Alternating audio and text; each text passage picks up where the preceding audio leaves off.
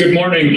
Call to order the Union County Board of Commissioners regular meeting Wednesday, October 7th, 2020. It's approximately 9 a.m. Please join me in a salute to our flag. I pledge allegiance to the flag of the United States of America and to the republic for which it stands, one nation, under God, indivisible, with liberty and justice for all.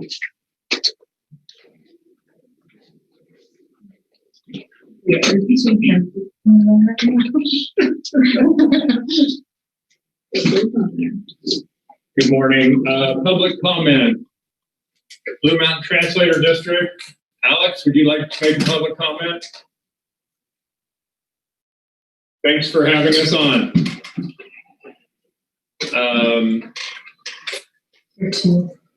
Oh, that's both. Yeah. Okay. Seeing no one else there for what I would assume is public comment, we'll go right into elected official, department head, and employee comments. A. Sean Chambers, Park Coordinator, compact track loader purchase. Morning, Sean.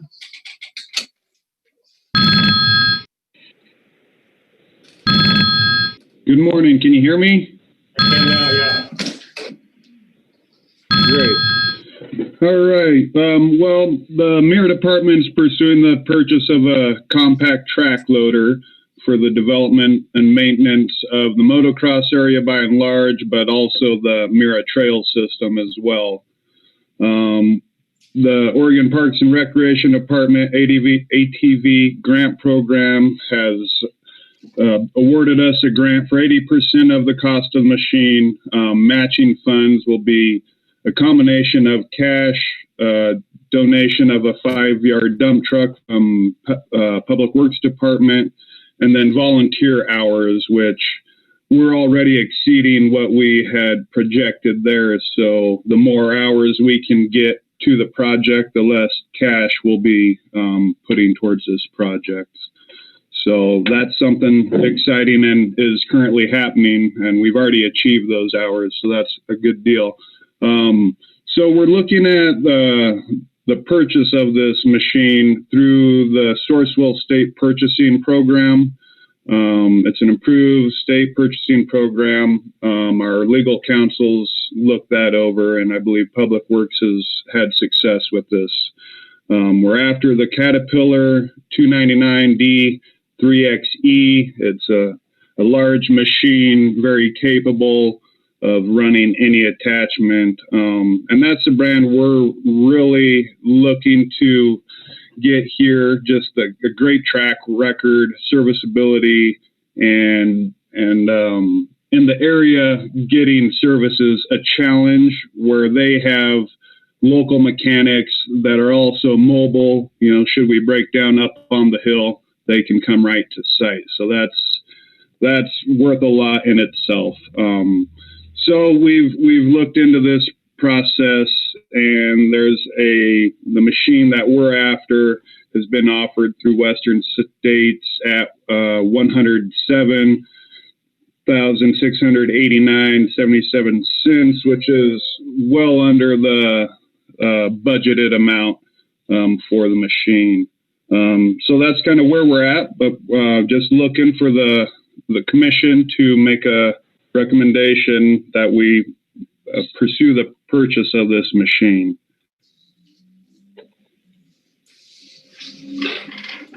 Any questions?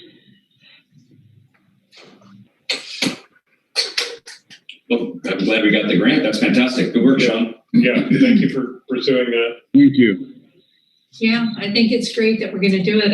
I would make a motion to approve the purchase of the compact track loader for Mira. I'll second.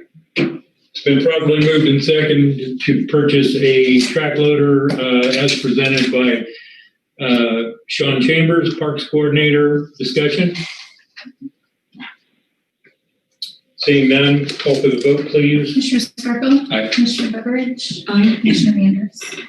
Aye. Thank you. Thank you, Sean. Appreciate all your work and especially pursuing grants. Thank you, commissioners. I appreciate your support. You have a great day. Next up, JB Brock, Emergency Services Manager. The floor is yours, sir. Good morning, Commissioners. So Shelley and I discussed that it might be good to do an update, kind of a general update to include fire conditions as well as what has become our normal COVID update. So fire conditions, as you'll recall, we did extend our regulated use fire season. We talked a little bit at that time about the ERCs and projecting those energy release components would look like after we dried out. And so essentially looking at the Grand Ronde Valley proper and Elgin, Cricket Flat, that area, that falls into the juniper sagebrush ERC model. That's the model that they use. And I would say that pretty much as predicted, those ERCs did bounce right back up. We are at those large fire thresholds currently. And so I guess basically the action that we took based on predicted weather, I think was a justified action, and that has come to fruition. So looking forward a little bit, we did extend our regulated use fire season to October 15th. And so certainly it has been dry, it has been warm, and that's exactly what was predicted before. Looking out, we do have an additional rain forecasted this weekend. And then looking at the extended forecast over really for the balance of the month, what's being predicted right now is wet and warm, essentially. And so I guess where I would go with that is it appears that we're on track to be able to come out of regulated use on the 15th. Certainly that still is a little bit of prognostication, if you will, at this point, because we do have to see how that all comes in and how the weather pattern establishes. But I would say at this juncture, it looks good. Not great, but good.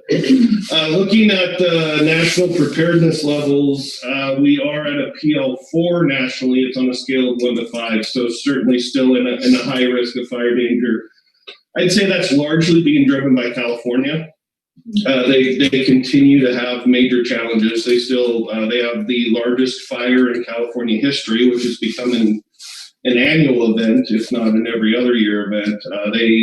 The August complex is a 1 million acre fire right now, just over 1 million acres. So that is the new largest fire in California history, replacing I believe it was the Mendocino complex. So within the Northwest, we're at a PL4, so things are certainly improving out here. Looking at the initial attack response, I would say it's been very light. Things have been good. There's just really a few calls over the past few days. I'd say our ODF partners and Forest Service partners are certainly within their capability right now and not being pressed hard. So I think things are in a good place right now. I think that certainly vigilance is going to be the key. We do have potential, but I think the actions that we took previously were in good order and justified, and I think they're set. We're set up pretty well for that all to expire about right based on the weather conditions that are predicted. Any questions on that? Thank you. Okay. So hitting COVID quickly, I guess the primary development that I would point to is there was a discussion yesterday, eventually, at the governor's press conference about significant testing capability increase. They're talking about 80,000 tests per week in the state of Oregon for looks like through December. So it's an interesting development. It kind of comes down to the devil's in the details as far as how this affects Union County. The priority that was discussed at the governor's press conference was initially those counties that were affected by wildfire would be the initial priority. and then looking at disproportionately affected populations. And then I think really the vulnerable populations would be the next priority after that, looking specifically at long-term care facilities. Certainly, I think that there will also be an emphasis on schools and having that resource available for any sort of outbreaks associated with schools. And I really think that that's where I see that it could be a primary benefit. I think that being able to rapidly test large numbers within that environment, not just broad testing, broad community testing, but really that focused testing to work to isolate within a school type environment could be very beneficial. And so I think as we continue to work to get our remaining schools open within the county, I think that that could be a key resource. And Carrie and I have talked about that and how that's going to work out. So I guess the one caveat I would have to that is we're not clear on the process. And that's generally been the challenge through this whole thing is what's the process look like. And so I think over the next few days to week or so, that process will become more clear as far as, how are the tests processed, how do we get them, what's the priority of ordering, those type of things. And so I think that remains to be seen. And as that process becomes more clear, I think that we'll figure out how to deploy them within the county. So I think that's really the sort of the latest and greatest relative to COVID. I guess speaking broadly, we continue to monitor the hospital. We continue to be successful as far as maintaining our hospital capacity. Things are relatively good right now, and I think we certainly intend on them staying that way. I think that's all I have. Unless there are questions. So you and CHD will be working together on how that's going to all get distributed and who, all that kind of stuff. I'll be supporting CHD with that and how that's all going to work. I guess we're right now we're at the point of waiting on the state to sort of give here's how they want it to work, and then we'll figure out how we're going to make it work locally. But I'll be supporting CHD in that process. Thank you. So I think I know the answer to this question, but we've got 5 school districts in Union County that are in their 6th week of school. Correct. Do we see any significant rise in case numbers or test positivity? I would say that based on our current Sentinel testing areas, which are really the Grand Ronde Hospital Clinic and Grand Ronde Hospital ER, the short answer would be no. We see a few bumps in tests. We saw one bump in tests associated with EOU and their incoming students. It was pretty small. I believe we received a total of out of 900 tests, it was approximately 7 positives. And that's not exact, but that's approximate. And so, that's a large number of tests. That's a small number of positives. So certainly that would affect our positivity rate there. Within sort of our regular testing that's done largely at the walk-in clinic within Grand Ronde Hospital, we're seeing not seeing significant increases. So the short answer to your question would be no. Thank you. I don't have anything. Thank you. All right. Appreciate your time. Yes. Report, and it's in the packet.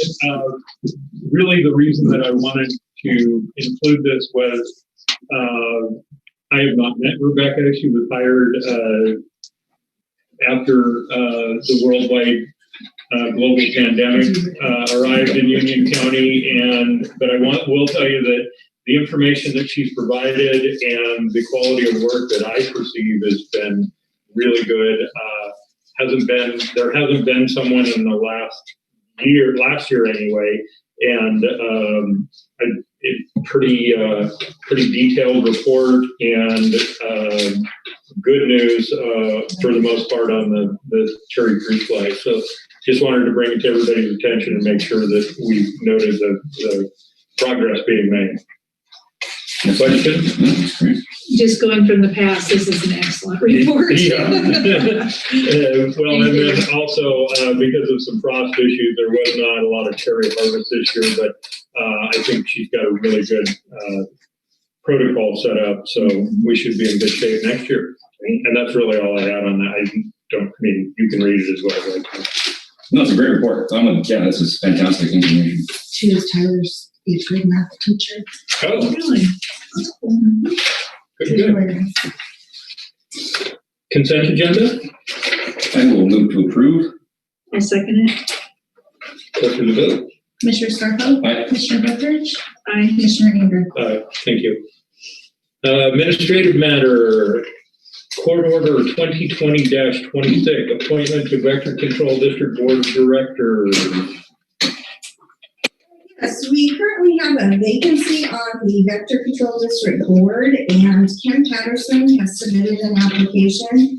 Ken has been serving on the Budget Committee for the Vector Control District the last couple of years, so he is familiar with the district operations and will be a welcome addition to the board. You can see his application is very thorough, and he explains his reasons for wanting to serve. So this court order, if approved, would appoint him to serve on the board effective immediately with a term to expire December 31st of 2023. Mr. Chair, I move to approve Court Order 2020-26 to add Ken Patterson to the Vector Control Board. I'll second that. Thank you. It's been properly moved and seconded to approve Court Order 2020-26 to appoint Ken Patterson to the Vector Control Board. Discussion?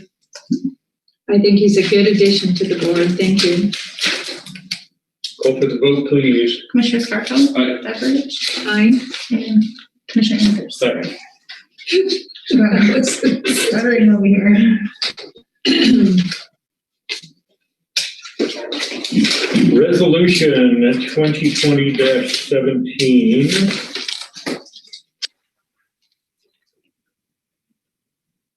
Yes, this resolution is in the matter of transferring appropriated funds. If you'll remember back in August, County Clerk Robin Church and I spoke with you about the purchase of a new ballot tally machine, and you approved that purchase at that time, authorizing us to expend contingency funds for that.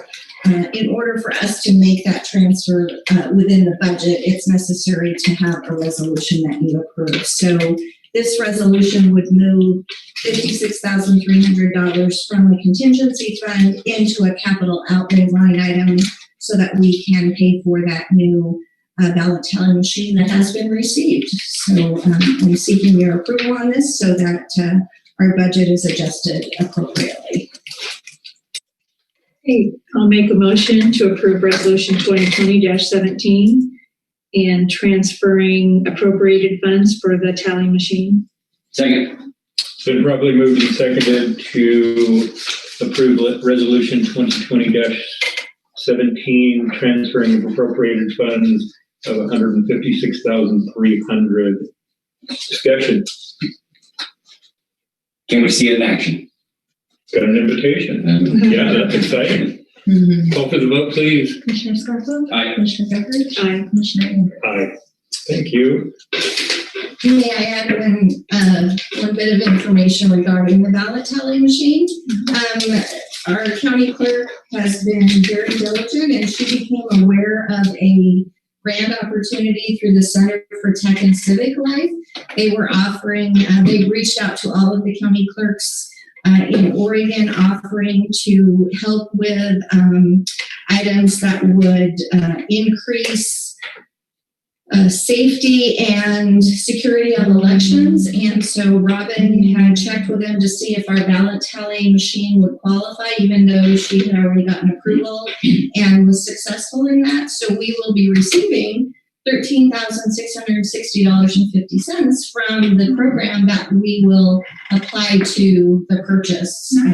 So that's really good news. And Robin is very excited as well, so appreciate her finding those funds for us. So I'm that will help. I'm excited. Yeah. That's fantastic. Great, yeah. Yeah, so I wanted to share that good news. It doesn't require an approval. It was under the amount that I can approve, so just wanted to make sure that you knew about that.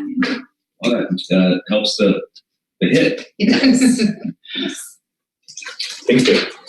Vehicle reserve expenditure authorization, sheriff's office transportation van upfit. Okay, so I presented you with a staff report as well as the request from Lieutenant Hulter, who is the jail commander.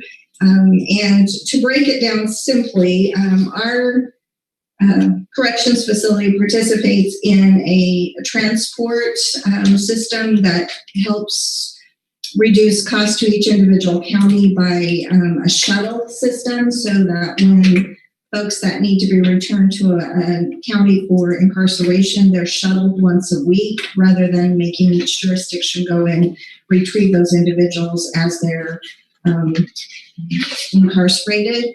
The state of Oregon is providing a new van to Union County for this purpose, but the van does not have the upfit which is necessary to transport those individuals. Because of the timing and the discussions, this is not an item that was discussed during the budget process. It was not one that Nick anticipated getting due to COVID and a number of other things. He did receive word that it would be received soon, and in order for them to utilize it, we would need to fund that upfit of $5,750.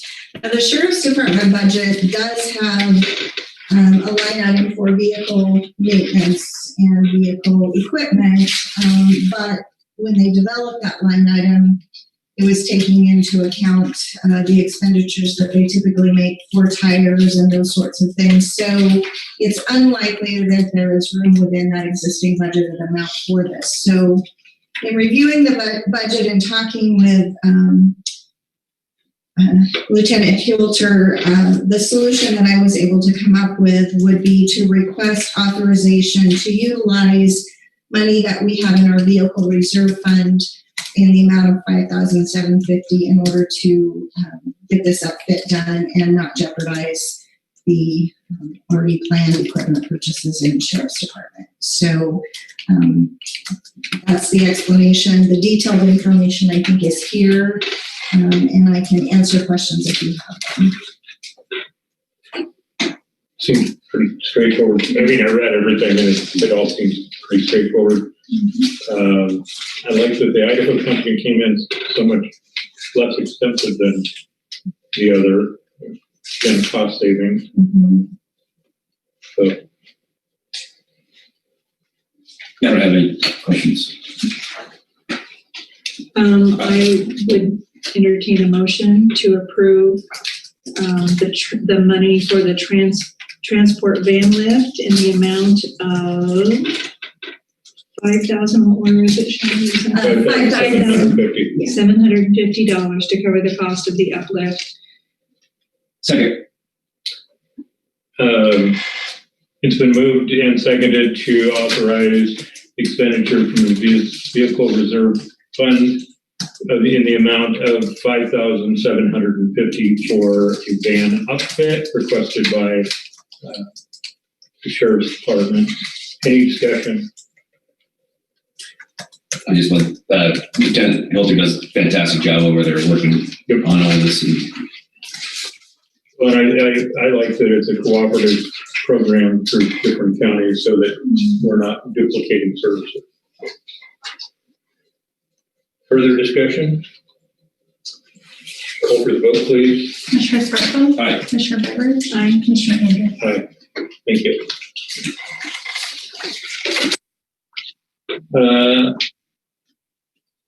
5D, Law Enforcement Agreement, City of Union. Yes, you have in your packets the agreement for law enforcement services that has been approved by the City of Union as well as Sheriff Rasmussen. This agreement itself is very similar to the agreement that you considered and approved a couple of months ago. The changes are included in the Exhibit A. Has to do with the specific, it's much more detailed about the services to be provided. The financial part of this has not changed, still primarily funded through the COPS grant that we'll receive for 4 years, and then the City of Union with a straight contribution each year of $50,295. This has been negotiated by our legal counsel and the sheriff with the City of Union and their legal counsel. So it's been reviewed quite a bit and is here for your consideration and hopefully your approval today. I'm just glad they came to an agreement. This has been a while. So Shelley, by the mayor and city administrator signing, their city councils approved this, is that correct? That's my understanding, yes. And yours would be the last approval. Yes. Thank you. Mr. Chair, I will move to approve the law enforcement agreement with the county and the City of Union. I'll second that. Properly moved and seconded to approve the law enforcement agreement between the City of Union and Union County. Discussion? I think these cooperative agreements are very important, and I want to thank the sheriff and the City of Union for working this out. I'd like to recognize the hard work by the sheriff to get this agreement in place and get the grant in place to provide Union with additional law enforcement. No further discussion. Call for the vote, please. Commissioner Scarpelli? Aye. Commissioner Beveridge? Aye. Commissioner Andrews? Aye. Thank you. We are, Well, I have a question. Where would my letter come in? Would it be under administrative matters or would it be down on good of order? we can do it right now because we've got a couple minutes before this public hearing. Did that work for everyone? I have a letter here from that I would like the other commissioners to sign. It's the place-based planning group that OWRD, Oregon Water Resources, funded 4 years ago. We're on our 4th year. It's a 5-step plan. We're just finishing step 4. Step 5 will be implementation of a project, and the highest project on our list is storage in Union County. And so I am asking we're sending a letter to OWRD to ask for a feasibility study. And so I'm bringing this before my other commissioners. I'm going to go ahead and sign it, but I wanted to see if it would be nice if all 3 of us would sign it.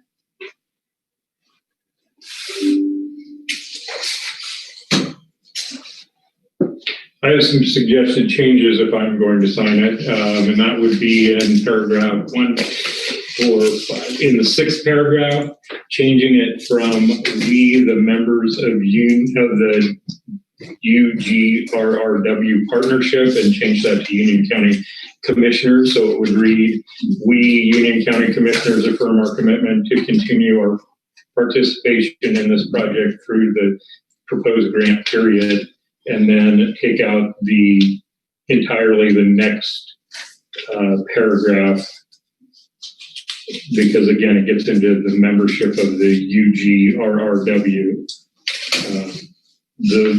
I would feel much comfortable signing it that way. We got this an hour ago, so. Or less. Well, yeah. The only thing about the bottom sentence is that we want them to know that we've prioritized water storage. I wouldn't mind changing, we are a member of, the county is a member of it. So I'm just saying. How we take out just the members of and just start with partnerships have to prioritize water storage as their most important strategy and not. Yeah. Would that help? How about, if I understand you correctly, then taking out "we, the members of," yeah, and just go the UGRRW partnership Yeah, that was- prioritized. Yeah, I think that'd be good. And I think the other change is good too. Yeah, I'm okay with that. Mr. Chair, Yes, with the amendments to this letter, I move that we support this letter and signing it to the OWRD feasibility study review team. second. It's been properly moved and seconded that we approve the OWRD feasibility study review letter as amended to change from the partnership to Union County Commissioners in the second to the last paragraph, and starting the last paragraph with UGRRW partnership have prioritized. Discussion? I think those are perfect amendments. Thank you. Call for the vote, please. Commissioner Scarpa, Aye. Commissioner Beveridge, Aye. Commissioner Andrews.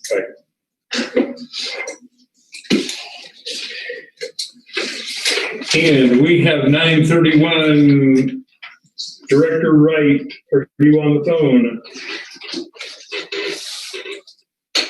Yes, I'm here. Can you hear me? Yes, thank you.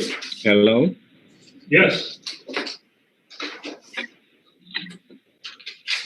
So this again, of course, is the public hearing for the work and right-of-way permit. So I'll go ahead and give a brief staff report.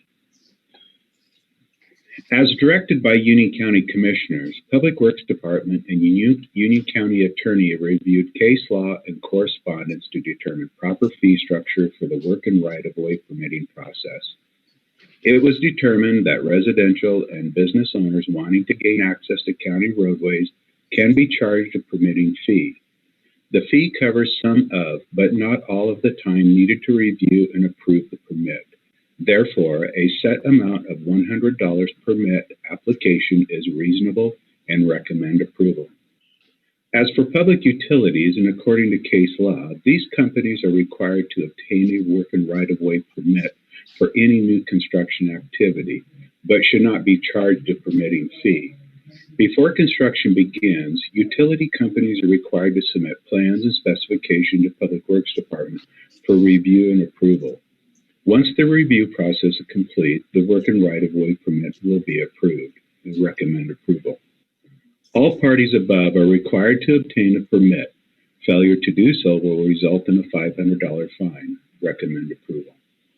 In conclusion, the work and right-of-way permitting rule is to provide access for landowners, businesses, and utilities that use right-of-way to install various types of infrastructure for their convenience, and at the same time creating documentation to avoid possible conflicts during future construction projects. Any questions? I don't have I it. don't know. Hey, Doug, I already know the answer to this, but I'm sure that if we approve this today, then we'll send notices to all the utilities to make sure that they get their permits. Well, currently, they still come in and get the work and right-of-way permit, and that's been ongoing ever since. And so then we've still been working with the utility company. So that process hasn't stopped. The permitting process is still ongoing. The biggest change in this is the making sure that we have the fee structure in place for landowners and businesses. Right. And then do they already have that $500 penalty then? Or that's new? Say that again, sorry. The $500 penalty, is that already in place or is that new? I'm trying to remember. That would be good. That was in place. We established that the last time around, but we want to make sure that this is in the ordinance as well. Okay. Thank you. For procedure, there will be more hearing after this, correct? Correct. This is the first public hearing, and if you approve the first reading today, then there would be a second public hearing prior to the final, a second reading prior to the final adoption. So it wouldn't be in force until after the second reading. Are the utilities companies being notified about these hearings? We did our standard notification regarding ordinances. I did not reach out to them directly. I don't know if Doug did or not. Director Wright, has the utility companies been notified of these public hearings? No, Okay. no, they have not. So I will tell you that I'm in favor of this because multiple times this summer, it became an issue with agricultural producers on a new line going into Elgin. The height was affecting them getting their equipment in and out of the fields. And at that point, we had no idea who was working in the right of way. And eventually they did come in and talk about a permitting process. But I think if we're slowing down, especially agricultural producers, because of improperly hung utilities, we probably need to address this relatively quickly. So I'm in favor of supporting the first reading. I make a motion to support the first reading of the ordinance 2020-03, the work in right of way. I'll second it. It's been properly moved and seconded to approve the first reading of ordinance 2020-3, work in right of way. Discussion? I think the only thing I'd say, which I'm sure Doug's already going to do, is make them aware of that $500 fine.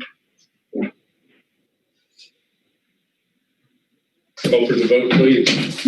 Well, quick question about that though, is that it's not just the utility companies on that $500 fine, it's everyone. So it's not just, like I said, all the parties above. If you have someone going out working into the right of way and installing their own infrastructure, they should be charged a $500 fine. So I just want to clarify that it's not just utility companies. The only reason why I brought that up, I Director. understand. Yeah, the only reason I brought that up was last time we went through that, they then came to the table afterwards, and that's I think where we got our hang up. I just wanted to let them maybe try to bypass that in the future, which this is a better solution in my opinion. So I don't think they would have heartburn over this, but maybe notification that this is happening would maybe help the situation. Yeah, and also to add on to that, they were concerned about new construction activity, not their ongoing maintenance. And that's what we're addressing here, is that it's only new construction, not maintenance. Because anytime that you go in with a new construction, that's where we have to have the documentation as to what's going into the right of way. Yeah, I was not questioning if we publicly noticed this or not. I was just wondering if we had talked to them specifically. Because I know we always do our due diligence. Well, going through our normal notification process, we can call them. That's fine. That's not a problem. It's just the fact that we've gone through the proper notification to put that out there. Right? Yeah, I'm aware. One other thing I'm sure that you all remember, but the objections that the utility company had that when they came back after you had adopted an ordinance before that was then withdrawn, had to do with charging them a fee for the permit itself. And the ordinance as proposed now does not charge them a fee for the permit, still requires them to have it, which is critical to our public works department. But it does not impose a fee per application. That was their strongest objection. And then they wanted clarification, as Doug mentioned, about the maintenance or new construction. So I think that we have addressed the concerns that they brought forward to you in this ordinance, but we do have a second reading, which I believe will be the 21st. On the 21st, we can certainly send them notification that we'll have the second reading at that time if you would like us to do that. Shall I also, let's just say I'm going to build a house and I want a right-of-way permit. Can they go on our website and see what this all says? They would have to contact the Public Works Department because there's an application form that they would have to, that you, in this example, would have to complete that would tell them the information that they need to do that. The ordinance can be made available on our website, but I think that this is one of those things where a conversation with Public Works is probably very beneficial to understand what's needed. Okay. Right. Okay, thank you. And once again, we rarely have miscommunication on that side of it because all the contractors, et cetera, know that they need to get that permit to work in right of way because there's insurance liabilities that go with that while working in our right of way. So we very rarely see someone going out and just doing things in the right of way. It only happens when, say, for instance, we go out and discover something that may not have been there and we don't have any documentation in our road files. But it's a rare occurrence, but it does happen. Thank you.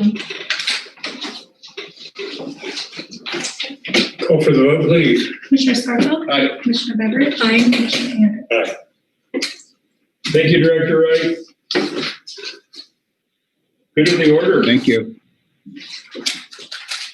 I was notified via email that Jill Ray Perkins will be in town today from 4 to 5 p.m. at Riverside Park. I believe she's running for one of the Senate positions, federal Senate positions.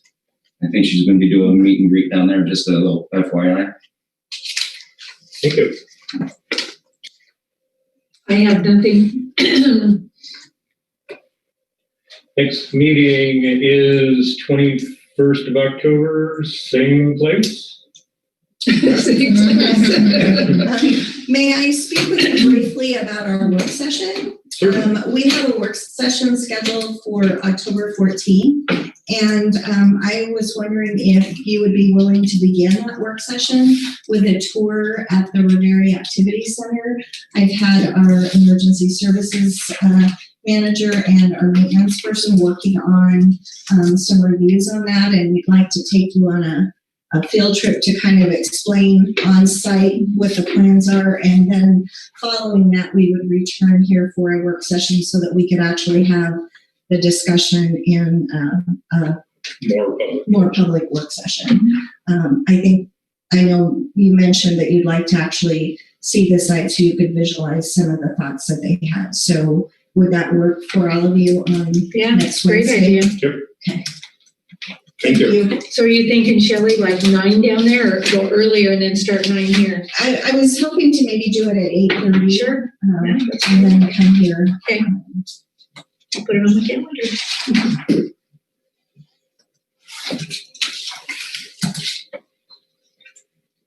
Declare us adjourned. Thank you. All.